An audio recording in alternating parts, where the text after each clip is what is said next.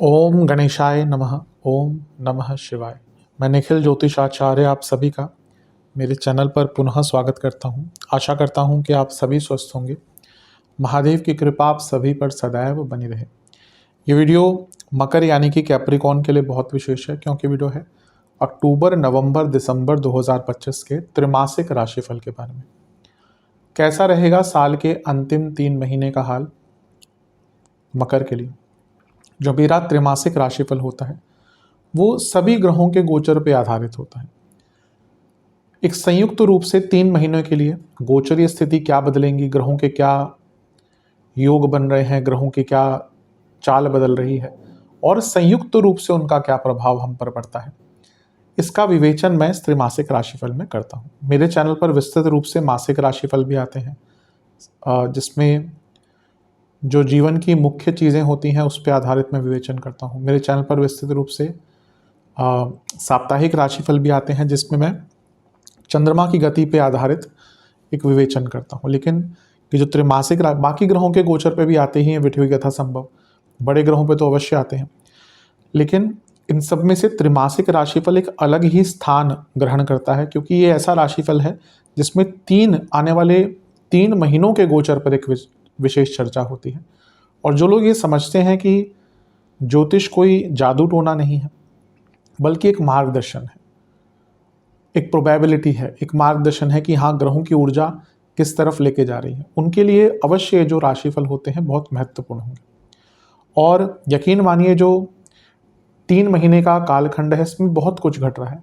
अक्टूबर की बात करें तो वहाँ पर शुक्र नीच के हो जाएंगे, बृहस्पति उच्च के हो जाएंगे, सूर्य नीच के हो जाएंगे, शनि और शुक्र का समसप्तक योग बनेगा जिसमें शनि वक्री अवस्था में शुक्र को देखेंगे। अक्टूबर का महीना जब खत्म होगा तो फिर आएगा नवंबर का महीना। नवंबर के महीने में बृहस्पति वक्री हो जाएंगे, बुध वक्री हो जाएंगे, नीच भंग योग बनेगा सूर्य शुक्र का, बुध पतित भी हो जाएंगे नवंबर आते आते। दिसंबर के महीने में बृहस्पति जो आगे बढ़े थे वो वापस आ जाएंगे मिथुन में, बुध जो पीछे गिरे थे वो भी आगे अपनी राशि में आ जाएंगे दोबारा। और ग्रहों की युतियां काफ़ी होंगी, पहले 3 ग्रहों की होती और 4 ग्रहों की होती। इसके साथ ही एक भाव होगा आपका 12वां भाव, जहाँ पे धनु राशि पड़ती है, वो साल के अंत में बहुत ज़्यादा ग्रहों से प्रभावित हो जाएगा। तो इन सभी चीज़ों का हमारे जीवन पर बहुत प्रभाव पड़ने वाला है और इसी की विवेचना हम इस राशिफल में करने वाले हैं। कुछ विशेष उपाय वीडियो के अंत में अवश्य बताऊंगा। यदि आपकी लग्न राशि या चंद्र राशि मकर है, दोनों ही गाइडेंस के लिए इस राशिफल को देख सकते हैं। जहाँ से आपको ज़्यादा सूट और रिलेट करता है वहाँ से इसको ऑब्जर्व कीजिए। व्यक्तिगत तौर पे मेरा मानना है लग्न से देखेंगे तो अच्छा, इनकेस नहीं पता तो अपनी चंद्र राशि से भी इसको देख सकते हैं। शुरू करते हैं अक्टूबर के महीने के साथ। अक्टूबर का महीना बहुत विचित्र रहेगा, बहुत राशि परिवर्तन होंगे। कुछ ग्रह उच्च के होंगे तो कुछ ग्रह नीच के होंगे। 3 अक्टूबर को पहला गोचर बुध का होगा और वो तुला में मंगल के साथ आकर बैठ जाएंगे। बुध जो है वो आपके भाग्य स्थान के स्वामी हैं और बुध आपके छठे घर के स्वामी हैं। छठा भाव करियर का एक भाव होता है, अर्थ त्रिकोण इसको कहा जाता है। और अर्थ त्रिकोण के स्वामी अर्थ त्रिकोण में आ गए और उनकी युति हो गई मंगल से। मंगल क्या है, लाभ स्थान के स्वामी है और चौथे घर के स्वामी है। 10वां भाव करियर का भाव है, तो लाभ का इन्वॉल्वमेंट हो गया, अर्थ का इन्वॉल्वमेंट हो गया। 10वें से सप्तम के स्वामी 10वें में ऑलरेडी बैठे थे दिग्बली मंगल, और भाग्य स्थान के स्वामी भी यहाँ पर आ गए। ये सारी ही चीज़ें अंकित कर रही हैं कि अक्टूबर का महीना कार्य क्षेत्र के लिए कुछ बहुत अच्छा अनुभव लेकर आएगा। मंगल दिग्बली हैं, चौथे घर के स्वामी हैं, लाभ स्थान के स्वामी हैं। रिकॉग्निशन भी मिलेगा क्योंकि बुध छठे घर के स्वामी हैं, तो क्रिएटिव प्रोडक्टिव अच्छा काम कर पाएंगे। क्योंकि बुध भाग्येश है तो भाग्य का साथ मिलेगा, एक कर्म धर्माधिपति योग भी है। और क्योंकि मंगल लाभ स्थान के स्वामी हैं तो ये प्रमोशंस और सैलरी में इंक्रीज भी दिखाता है। क्योंकि मंगल यहाँ पर प्रॉपर्टी के कारक भी हैं और चौथे घर को देख भी रहे हैं, और बुध छठे घर के स्वामी हैं, बुध अदालती कार्रवाइयों के कारक भी हैं। तो ये भी दिखा रहा है कि कोई अदालती कार्रवाई प्रॉपर्टी को लेकर चल रही थी वो सॉल्व हो सकती है। और क्योंकि मंगल लाभेश भी हैं, प्रॉपर्टी के कारक भी हैं। बुध लक्ष्मी स्थान के स्वामी भी हैं और दोनों मिलकर चौथे घर को देख रहे हैं। तो अगर कोई प्रॉपर्टी लेना चाहते हैं तो उसके लिए भी अच्छा योग है। बस एक चीज़ का ध्यान दीजिएगा कि मंगल बुध साथ में है 10वें घर में, तो आप अच्छा काम करेंगे लेकिन व्यंग्यात्मक मत हो जाइएगा। मंगल बुध की जोड़ी व्यंग्यात्मक भी करती है। कई ऐसे शास्त्र हैं जो ये कहते हैं और ये मेरा अनुभव भी है, क्योंकि मंगल अपने आप में व्यंग्यात्मकता के कारक है। जिसका मंगल बहुत अच्छा होगा ना, वो बहुत व्यंग्यात्मक होता है। ऐसा नहीं कि चिढ़ाने के लिए ही करता है, नेचर होता है। आप देखें कई लोगों का नेचर होता है वो हर चीज़ में व्यंग करते हैं। जब बुध भी साथ में आते हैं ना, वो थोड़ा सा एकदम कटाक्ष वाले शब्द होते हैं। तो कार्य क्षेत्र में, पर्सनल लाइफ में व्यंग्यात्मकता से थोड़ा सा बचिएगा। अदरवाइज तो ये योग आपका काफ़ी अच्छा दिख रहा है, बहुत प्रोडक्टिव। ना केवल कार्य क्षेत्र में, मैं हर बार कहता हूँ कि हाँ, प्राइमरी 10वां भाव करियर का ही है, लेकिन एक कर्म भाव भी है। तो जो लोग जॉब नहीं करते उनको बाकी अपने कार्यों में पूर्णता, श्रेष्ठता और संपन्नता प्राप्त होगी। अगला गोचर शुक्र का होगा और शुक्र आ जाएंगे कन्या में और नीच के हो जाएंगे। मैं हर बार कहता हूं कि नीच का ग्रह कोई बुरा नहीं होता। नीच का तत्व यहां पर यह है कि जो उसके शुभ तत्व हैं, शुभ कारकत्व हैं उस ग्रह के, वो थोड़े खराब हो जाते हैं। उसके जो नेगेटिव कारकत्व हैं वो हावी हो जाते हैं, क्योंकि वो आपके योग कारक ग्रह भी है। उनका भाग्य स्थान में आना यानी कि बहुत अच्छा। वो खुद पंचम के स्वामी हैं, भाग्य में बैठे हैं, और आपके लिए वो अगर हम देखें तो आपके 10वें घर के स्वामी भी हैं। ये एक परिवर्तन योग भी बन रहा है। बुध तुला में है, शुक्र की राशि, शुक्र कन्या में है बुध की राशि।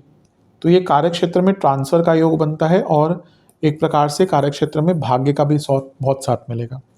लेकिन शुक्र विवाह और मैरिड लाइफ, वैवाहिक जीवन और लव लाइफ के कारक हैं। पंचम के स्वामी भी हैं और नीच के हो गए और वक्री शनि से दृष्ट हैं। तो लव लाइफ में बहुत दिक्कत आएगी। जो लोग रिलेशनशिप में है ना, उनको तो बहुत दिक्कत आएगी। मैरिड लाइफ में कम्युनिकेशन प्रॉब्लम बहुत हो सकती है, लेकिन ज़्यादा दिक्कत यहाँ पे लव लाइफ में आएगी। और क्योंकि शुक्र नवम में है सूर्य के साथ, अभी क्या होगा ना कि आपके बॉसेस बाधा बन सकते हैं आगे बढ़ने में। सब अच्छा रहेगा, काम भी अच्छा रहेगा, आपके बॉसेस आपको अप्रिशिएट भी करेंगे, लेकिन आंतरिक रूप से आपसे जलन का भाव रखेंगे और आपको आगे बढ़ने से रोकेंगे। तो इससे थोड़ा सा बचिएगा। नवम में नीच का ग्रह है, अष्टमेश है और वक्री ग्रह की दृष्टि है। अपने पिताजी की सेहत का भी ध्यान दीजिएगा और बॉसेस से थोड़ा सा संबंध बनाकर रखिएगा। 17 अक्टूबर को सूर्य का गोचर होगा और सूर्य आ जाएंगे आपके 10वें घर में यानी कि तुला में, और यहाँ पर वो नीच के हो जाएंगे लेकिन दिग्बली हो जाएंगे। फिर से अभी कहूँगा, जो मैंने अभी कहा था रिपीट करूँगा कि कोई भी ग्रह अगर नीच का होता है तो बुरा नहीं होता, कुछ कारकत्व तो उसके बिगड़ते हैं। यहाँ पे तो मंगल दिग्बली, सूर्य दिग्बली और भाग्येश बैठे हैं। सूर्य क्योंकि अष्टमेश हैं और 10वें घर में बैठे हैं, ये जॉब चेंज का योग भी बनाता है। और मंगल दिग्बली है, सूर्य दिग्बली है, ये प्रमोशन का योग भी बनाता है। बहुत श्रेष्ठ है ये समय। हाँ, जिसका बहुत ही बुरा समय चल रहा है, मतलब कि एकदम खराब दशा, अंतरदशा चल रही है, प्रत्यंतर दशा चल रही है और कुंडली के योग बहुत खराब है, उनके लिए यहाँ पे जॉब जाने का योग बन जाएगा। क्योंकि अष्टम के स्वामी 10वें में, 10वें से 12वें के स्वामी 10वें में, और यहाँ पे सूर्य नीच के भी हो गए। तो होगा क्या ना कि कुछ लोग जो आपको पसंद नहीं करते, उनके कारण आपके जॉब जाने के योग बन सकते हैं। ऐसा नहीं कि आपसे कुछ गलती होगी, पर लेट्स से कि कंपनी ने छटनी करनी है, अब आपके सुपीरियर आपको पसंद नहीं करते, तो जब उनके हाथ में ये बात आएगी ना कि आप किसी को निकालना है, तो सबसे पहले आपका ही नंबर आएगा। तो थोड़ा सा यहाँ पे ध्यान दीजिएगा। यहाँ पे 10 ग्रह 10वें घर में, 3 ग्रह 10वें घर में होंगे, तो ये प्रोडक्टिविटी दिखाता है। बहुत ज़्यादा प्रोडक्टिव ये टाइम आपका आने वाला 2-3 हफ्ते का जाएगा, क्योंकि ये बुध और सूर्य यहाँ पर रहेंगे, इनकी युति काफ़ी रहेगी। मंगल भी है यहाँ पे महीने के अंत तक। 18 अक्टूबर को गुरु का राशि परिवर्तन होगा, और ये राशि परिवर्तन बहुत विशेष है क्योंकि वो अपनी नॉर्मल अवस्था से हटकर आगे आ जाएंगे। अतिचारी हैं, ग्रह आगे बढ़ गया।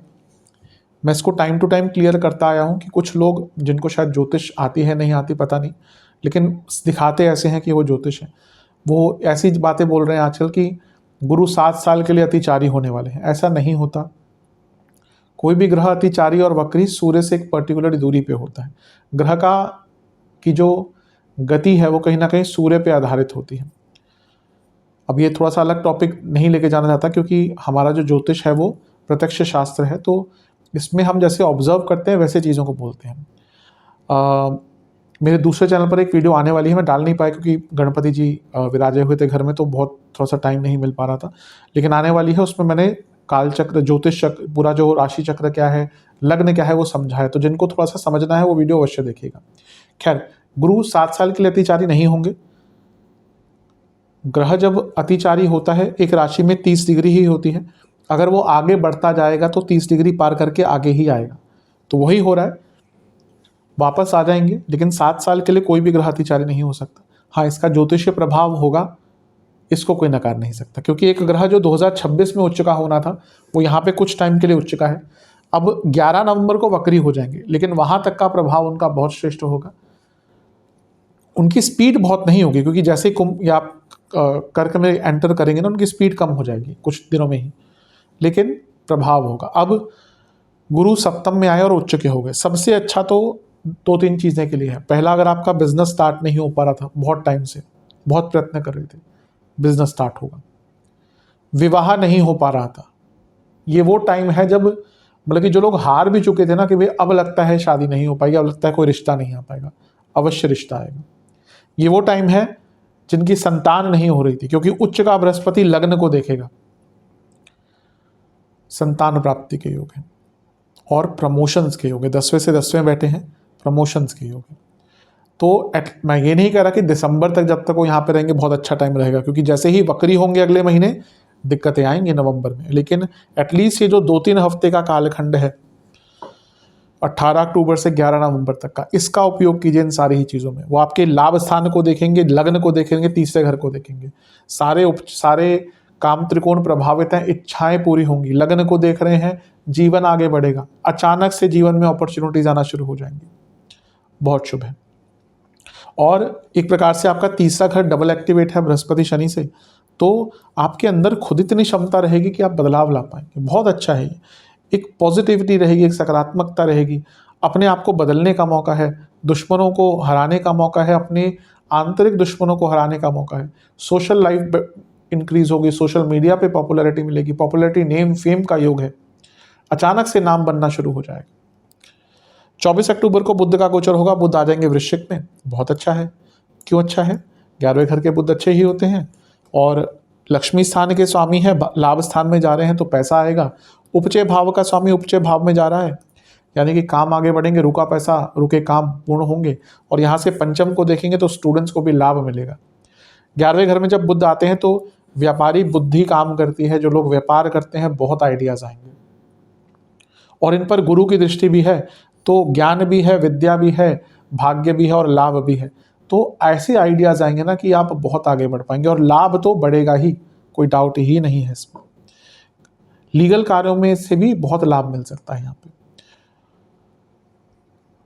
27 अक्टूबर को मंगल का गोचर होगा, अवश्य बहुत बड़ा गोचर है, विशाल गोचर है।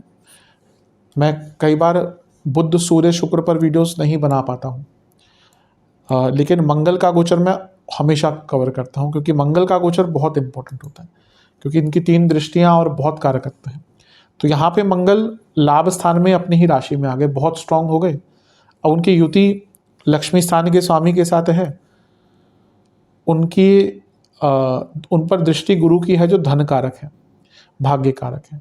तो ये महीने का अंत तो आपके लिए बहुत अच्छा है। प्रॉपर्टी खरीदने का योग है, फिर से मंगल बुध साथ में है, यानी कि कोई प्रॉपर्टी का काम अटक रहा था, लेट्स से आपका रजिस्ट्री नहीं हो रही थी, या कोई और चक्कर चल रहा था, म्यूटेशन नहीं हो रही थी, कोई प्रॉब्लम आ गई डॉक्यूमेंटेशन में, कोई स्पेलिंग मिस्टेक करानी, कोई विल बनानी है, ट्रांसफ़र करना है, पावर ऑफ अटर्नी बनानी है, तो वो कार्य कर सकते हैं। और प्रॉपर्टी खरीदने का बहुत अच्छा योग है। मंगल यहाँ से धन स्थान को देखेंगे, लाभ और धन का मिलन हो गया। मैं हमेशा कहता हूँ इन दोनों भावों का मिलन हो गया ना आपकी कुंडली में, पैसा तो होगा। ऐसा हो ही नहीं सकता कि इन दोनों भावों का किसी तरह से मिलन है और व्यक्ति पैसा ना कमाए। उनकी एक दृष्टि पंचम पर भी होगी, तो स्टूडेंट्स को लाभ मिलेगा, और रिलेशनशिप में जो लोग हैं उनको थोड़ा सा कन्वर्सेशन करने का मौका मिलेगा। और एक प्रभाव उनका छठे घर पर होगा, तो कंपटीशन में भी सफलता मिलेगी। बहुत श्रेष्ठ है ये, बहुत श्रेष्ठ है। लाभ स्थान में बुध भी हैं, मंगल भी हैं, तो ये अपने आप में बहुत ज़्यादा अच्छा एक योग आपके लिए। तो ओवरऑल देखा जाए महीना काफ़ी अच्छा है। जो कुछ 2-3 सेंसिटिव चीज़ें मैंने कही हैं उनका ध्यान अवश्य दीजिएगा। अब नवंबर पे चलते हैं। चलते हैं नवंबर के महीने की तरफ। नवंबर का महीना थोड़ा संवेदनशील है क्योंकि यहाँ पे बहुत सारे ग्रह वक्री हो जाएंगे, उनका वक्र प्रभाव बहुत उभर कर सामने आएगा।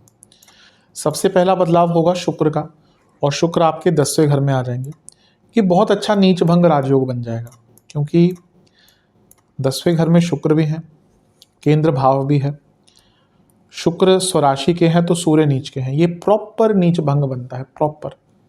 मैं हर बार बताता हूँ कि नीच भंग वही है कि एक ग्रह नीच का है, उसके साथ उसको भंग करने के लिए, उस नीच भंग को करने के लिए कोई ग्रह साथ में बैठ जाए, या कोई जैसे यहाँ पे अगर लेट्स से कि मंगल होते, स्वराशि के मंगल है, तो भी ये नीच भंग बहुत प्रॉपर बनता।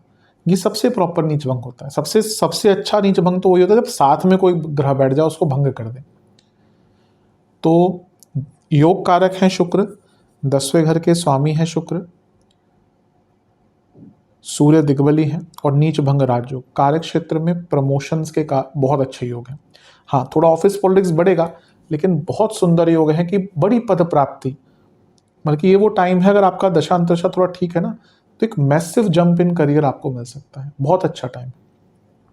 सूर्य अष्टमेश है तो ये जॉब चेंज का योग भी बनता है कि आप, क्योंकि नीच भंग राजयोग बन रहा है ना, लेट्स से आप ट्राई कर रहे थे बहुत टाइम से कि जॉब चेंज हो जाए, जॉब चेंज हो जाए, अचानक से जहाँ पे आपने लेट्स से कि आपने 5 कंपनियों में इंटरव्यू देके रखा हुआ है और कुछ हो ही नहीं रहा, आपके लग्नेश भी वक्री चल रहे हैं जुलाई से, तो ऐसा कई लोगों के साथ हो रहा होगा कि उन्होंने ना केवल करियर की बात करूंगा, कई कार्य अटक रहे होंगे आपके, इसमें कोई दो राय नहीं है। और हो सकता है कई लोगों ने जॉब भी अप्लाई करा हो लेकिन कुछ रिजल्ट नहीं आ रहा। अब ये जो गोचर हुआ है ना 10वें घर का, ये जॉब चेंज का भी बहुत अच्छा योग है, और पद प्राप्ति का, मतलब कि अगर जहाँ पे आप काम करते हैं वहाँ पे भी आपके प्रमोशन के चांसेस हैं, और अगर आप जॉब चेंज करना चाह रहे थे तो एक बहुत अच्छी जॉब यहाँ पे आपको प्राप्त होगी। बहुत शुभ है क्योंकि शुक्र जो है वो योग कारक ग्रह है और चौथे घर को देख रहे हैं, तो प्रॉपर्टी लेने के लिए अच्छा योग है। और क्योंकि अष्टमेश की उनसे युति हो गई तो पैतृक संपत्ति से भी कुछ लाभ यहाँ पर प्राप्त हो सकता है। इन दोनों पर राहु की दृष्टि भी है तो विदेश से भी पैसा, और जो एमएनसी में काम करते हैं उनको भी बहुत लाभ प्राप्त होगा। प्रॉब्लम्स आएंगी 10 नवंबर से, क्योंकि पहला 10 नवंबर को बुध वक्री, अब वो आपके लाभ भाग्येश हैं और लाभ स्थान में बैठे हैं, तो ये प्रॉब्लम है क्योंकि भाग्येश का वक्री होना यानी कि भाग्य का साथ कम होगा। स्ट्रांग हो जाता है ग्रह, इसमें कोई दो राय नहीं है, लेकिन वो आपके छठे घर के स्वामी, तो स्ट्रगल्स बढ़ेंगे। अचानक से 11वें घर में ग्रह वक्री हो रहे हैं तो अचानक से डिलेज होंगे, काम रुकना शुरू हो जाएंगे, भाग्य का साथ कम मिलेगा, स्ट्रगल्स बढ़ेंगे, डिलेज बढ़ेंगे, लीगल कॉम्प्लिकेशंस आ सकती हैं। 11 तारीख को गुरु भी वक्री हो जाएंगे, और ये थोड़ा सा नेगेटिव है क्योंकि वो ऑलरेडी उस राशि में है जिसमें उनको नहीं होना चाहिए था। और शनि भी वक्री हैं, 28 तक शनि वक्री रहेंगे, 29 तक बुध वक्री रहेंगे, ये तो पतित भी हो जाएंगे, और गुरु तो खैर मार्च तक वक्री हैं। तो ये 3 ग्रह वक्री, और वो आपका काम त्रिकोण अफेक्टेड हो रहा है। पहले गुरु की बात कर लेते हैं। गुरु सप्तम में यानी कि मैरिड लाइफ में प्रॉब्लम्स, गुरु सप्तम में वक्री बिजनेस में डिलेस, गुरु सप्तम में वक्री आपके पति या पत्नी की सेहत बहुत खराब होना, और आपकी इमेज को धक्का पहुंचना। कुछ लोग आपके इमेज को खराब करने का मतलब कि प्रयत्न नहीं करेंगे, पीछे पड़ जाएंगे। कभी कभी होता है ना, कोई हमारे इमेज के पीछे ही पड़ जाता है, तो ये सारी चीज़ें बहुत दिख रही हैं। कुछ लीगल कॉम्प्लिकेशन, नुकसान होना शुरू हो जाएंगे, खर्चे बहुत बढ़ेंगे। 12वें घर के स्वामी लग्न को देख रहे हैं। एक ग्रह अगर उच्च का है और वक्री हो गया ना, उसकी प्रबलता, उसकी पॉजिटिविटी खत्म हो जाती है, कम हो जाती है। शास्त्रों में क्या लिखा है, नीच का ग्रह उच्च का, वो उच्च से भी ज़्यादा स्ट्रांग हो जाता है और उसके अच्छे रिजल्ट देने की कैपेबिलिटी बढ़ जाती है। लेकिन इसके विपरीत उच्च का ग्रह अगर वक्री हो जाता है, नीच का, सॉरी अगर मैं शायद गलत बोला हूँ, नीच का ग्रह अगर वक्री होता है बहुत स्ट्रांग हो जाता है, उच्च का ग्रह अगर वक्री होता है तो वीक हो जाता है, नेगेटिव भी हो जाता है। तो ये सप्तम भाव में मैरिड लाइफ में बहुत दिक्कत, और क्योंकि काम त्रिकोण अफेक्टेड है ना, इच्छाएं पूरी नहीं होंगी, काम बहुत अटकेंगे, बुरा व्यवहार आपका हो जाएगा, आपकी कम्युनिकेशन खराब हो सकती है, और गलत आचरण के कारण, गलत इच्छाओं के कारण बहुत प्रॉब्लम में पड़ सकते हैं। तो ये 20 दिन का जो टाइम है ना नवंबर का, ये बहुत कष्टकारी हो सकता है, बहुत केयरफुल रहेगा। इसके बाद 16 नवंबर को सूर्य का गोचर होगा, और सूर्य जो है वो आपके 11वें घर में चले जाएंगे। ठीक है, एक प्रकार से बुरा नहीं है। अचानक से लाभ प्राप्ति है क्योंकि अष्टमेश वहाँ पे और अपने मित्र ग्रह मंगल के साथ बैठ गए उन्हीं की राशि में। इससे क्या होगा ना कि ये जो वक्री ग्रहों का प्रभाव है, मैं खत्म तो नहीं होगा वो, लेकिन थोड़ा सा उसमें कमी आएगी, थोड़ा सा आपके अंदर बल बढ़ेगा चीज़ों को ठीक करने का, चीज़ों को सॉर्ट आउट कर पाएंगे। इतने सारे ग्रह पंचम को देखते हैं तो ओवर थिंकिंग बढ़ती है, लेकिन मंगल और सूर्य का और बुध का पंचम को देखना स्टूडेंट्स के लिए बहुत अच्छा है, और क्रिएटिविटी के लिए भी बहुत अच्छा है, अपनी प्रॉब्लम्स के सॉल्यूशन ढूंढने के लिए भी बहुत अच्छा है। 23 नवंबर को लेकिन बुध पतित हो जाएंगे, वापस गिर गए। अब यहाँ से ना जॉब जाने के कुछ लोगों के योग बन जाएंगे।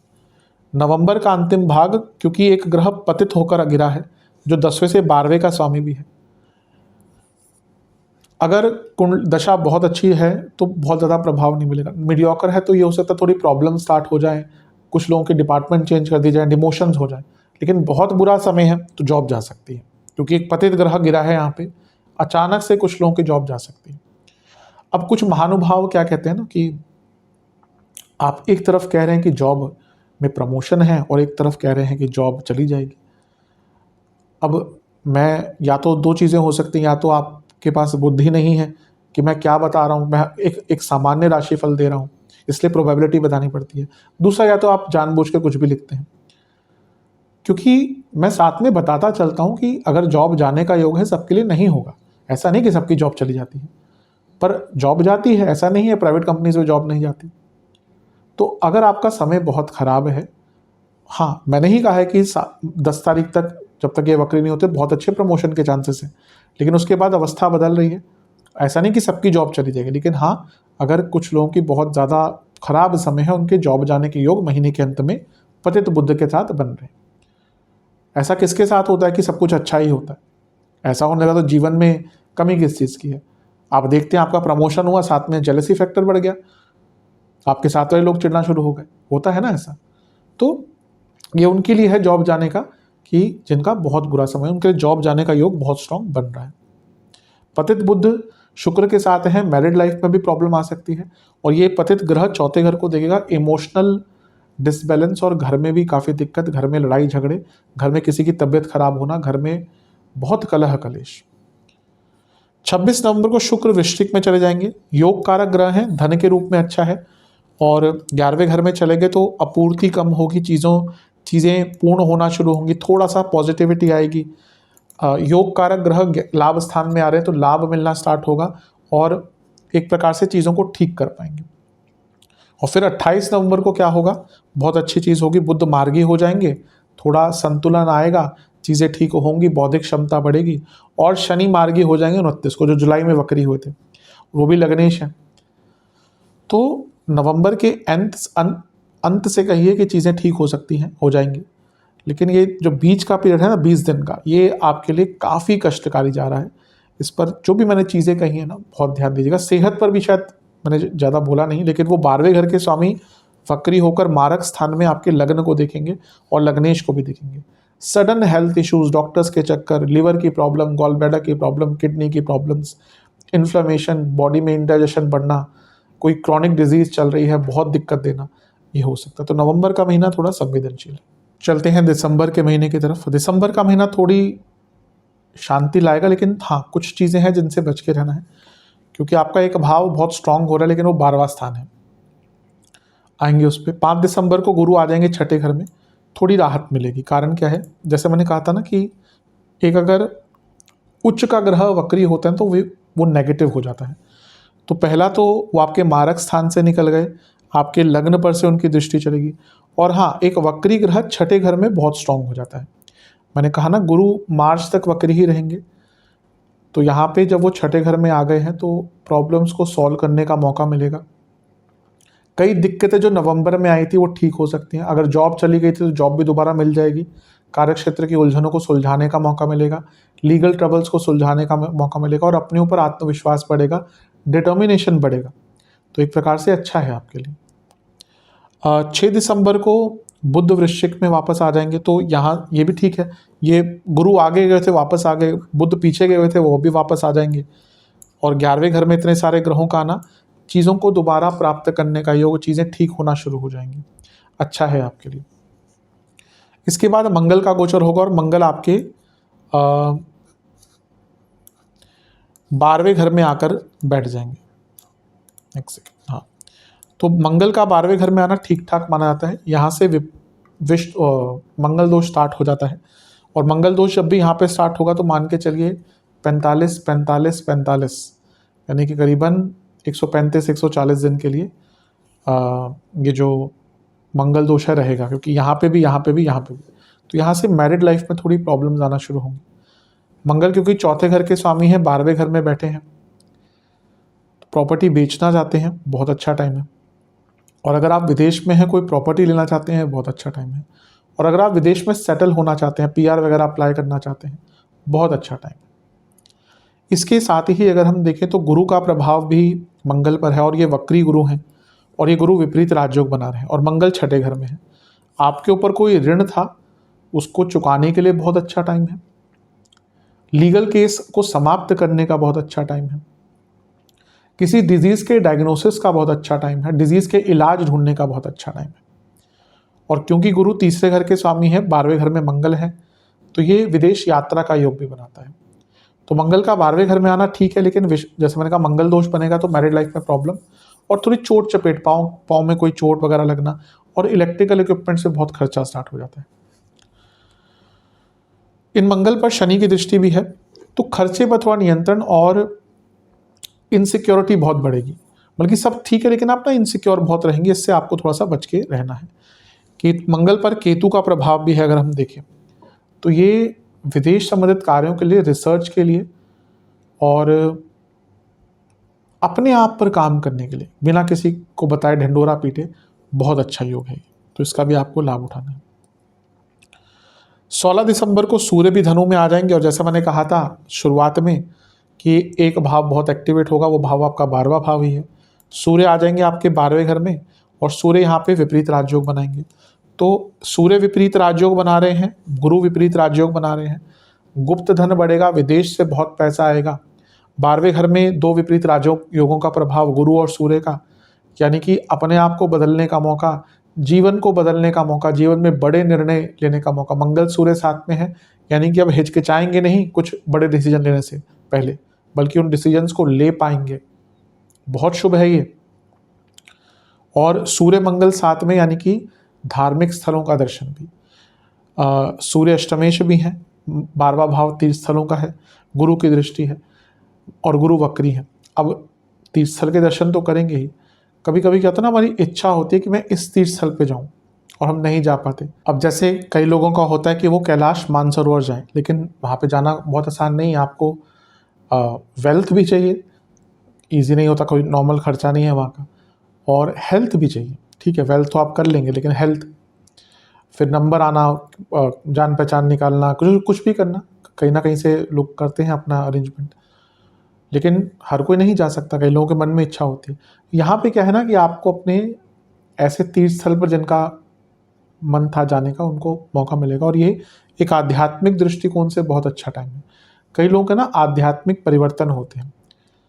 कई लोग मैंने देखे हैं जो बिल्कुल ईश्वर में नहीं मानते थे, वो विद टाइम कुछ ट्रांजिशन ऐसा आया, कुछ ट्रांजिट ऐसा आया, दशा ऐसी आई, वो फिर ईश्वर में भी मानने लगे, बहुत आध्यात्मिक भी हो गए। तो वो ऐसा ही टाइम आपका दिख रहा है। बस चोट चपेट से बचिएगा, खर्चे आपके बढ़ते रहेंगे। सरकारी कार्यों में बहुत खर्चे होंगे, वाहन पर बहुत खर्चे होंगे, घर की मरम्मत पर बड़े खर्चे होने वाले हैं। 20 दिसंबर को शुक्र भी आ जाएंगे 12वें घर में। अब योग कारक ग्रह हैं, 12वें घर में आ रहे हैं, और शुक्र तो मैं हर बार कहता हूँ एक एक्सेप्शन है। अगर आपके 12वें घर में शुक्र है तो मान के चलिए कि कुछ अच्छे ही काम किए होंगे आपने पिछले जीवन में, क्योंकि एटलीस्ट 12वें घर के शुक्र धन से पूर्ण लगते हैं। मैं ऐसा नहीं कहूँगा हमेशा ही अप्स एंड डाउन नहीं आएंगे, लेकिन कमी नहीं होती। कुछ चांसेस होते हैं जहाँ पे लेट्स से कि केतु साथ में बैठ गए शुक्र के, और भी कुछ योग हैं, या शुक्र का बल बाकी नवांश कुंडली में लेट्स से कि बहुत वीक हो गए। इन टोटलिटी देखना होता है, लेकिन 90% लोगों के लिए अगर शुक्र 12वें घर में तो अच्छा है। अब यहाँ पे आपके योग कारक 12वें घर में आ गए। मंगल 12वें घर में है, सूर्य 12वें घर में है। 12वें घर पर दृष्टियां देखिए। अच्छा, 3 ग्रह हैं, शुक्र मंगल सूर्य। शनि की दृष्टि, गुरु की दृष्टि, केतु की दृष्टि। 6 ग्रहों का प्रभाव 12वें घर पे। पहले अच्छी चीज़ों की बात कर लेते हैं। शुक्र यहाँ पे आए हैं तो विदेश से पैसा आएगा ही, विदेश में सेटलमेंट का योग है। पंचमेश है शुक्र, तो विदेश में स्टडीज़ का योग है। अष्टमेश सूर्य 12वें घर में है।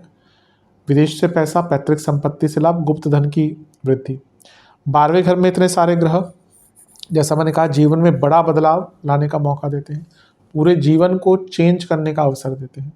और 12वें घर में इतने सारे ग्रह इलाज दिखाते हैं, यानी कि ठीक है, हेल्थ इश्यूज पे आऊँगा मैं भी, लेकिन लेट्स से कि आपका ऐसा प्रॉब्लम था कि आप ठीक ही नहीं हो पा रहे थे, या इलाज ही नहीं मिल रहा था, डायग्नोसिस ही नहीं हो रहा था। कभी होता है कि डायग्नोसिस ही नहीं हो पाता, तो यहाँ पे उनको चीज़ों को सॉल्व करने के लिए अच्छा है। विदेश के लिए बहुत अच्छा है, वीज़ा लगाना है, इमिग्रेशन करना है, नौकरी ढूंढनी है, बिजनेस सेटअप करना है, बहुत अच्छा है। लेकिन 12वें घर में इतने सारे ग्रह, ये पहला तो खर्चे अंतहीन होने वाले हैं। आप देखेंगे बहुत पैसा खर्च होगा, बहुत पैसा खर्च होगा। दूसरा, ठीक है, डिजीज़ के डायग्नोसिस और इलाज की अलग बात है, लेकिन 12वें घर में इतने सारे ग्रह, यानी कि सेहत भी बिगड़ सकती है। और अगर हम देखें साल के अंत में 29 दिसंबर को बुध भी यहीं पे आ जाएंगे, तो बाकी सब चीज़ें ठीक हैं, खर्चे बहुत बढ़ने वाले हैं, लेकिन फिर भी देखिए पैसा तो आना जाना है। सबसे बड़ी चीज़ दिख रही है हेल्थ इश्यूज़, बहुत भयंकर हेल्थ इश्यूज़ आ सकते हैं।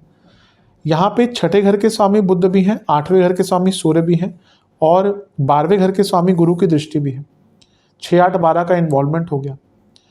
सडन डिजीजेस, सडन लॉसेस, लेकिन मंगल का प्रभाव, यानी कि सडन एक्सीडेंट्स और इंजरीज।